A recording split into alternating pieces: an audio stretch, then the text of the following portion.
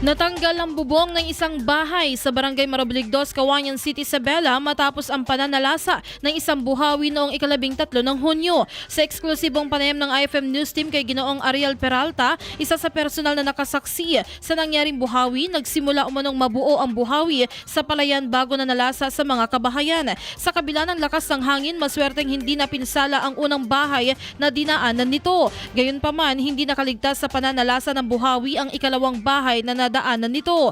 Dahil sa lakas ng hangin at ulan, dala ng buhawi, natanggal at natangay ang bubong ng ikalawang bahay dahilan upang magulo at mabasa ang mga gamit na nasa loob nito. Kabilang sa mga napinsala ng nabanggit na buhawi ang mahahalagang dokumento ng pamilya. Sa panayam ng IFM News Team kay Ginoong Elmer Cañaveral na siyang may-ari ng nabanggit na bahay, sinabi nitong wala siya sa kanilang tahanan noong mangyari ang insidente. Nalaman na lamang nito ang kinahinatnan ng kanilang tahanan matapos umano itong itawag sa kanya ng kanyang kapitbahay.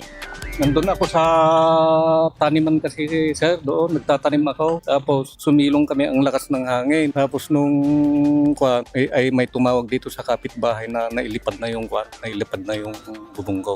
Jay Barok, sir. Jay Barok nga 17 years old. Isuti ay madamang agluluto isagsagan dagi ko itatak di ko agtaka kanu da pamutay lumipad mo aji kwan aji bubungay. Tain tawag da kanya amay ginina na akijay kay kalkalpas ko nga nag-rap itatawa tagumpisa mo nga ti agto down so ajay taka di makit kay ni talaga nga adto yain ato yun sir nga naitayaban awanti kuana atan lay awanti bubong nan talaga nga napigsa ka ipo nga talaga ajay. Sa kabutihang palad, hindi naman nasaktan ang 17 anyos na anak nito na siya noong naiwan sa kanilang tahanan. Dahil sa nangyaring insidente, nananawagan ngayon si Ginoong Cañaveral sa mga nagnanais na tumulong sa kanila upang may magamit sa pagbangon matapos ang nangyaring sakuna. Nabasa am amin lupot kas kada ko so nga hana nga nagraraepen atay ta kas jaymot tay hindi may dakto pa nakaturturo gay nalauna kay nakariinga ko nata nakaduyang kami maati baraw kas tani nga duyan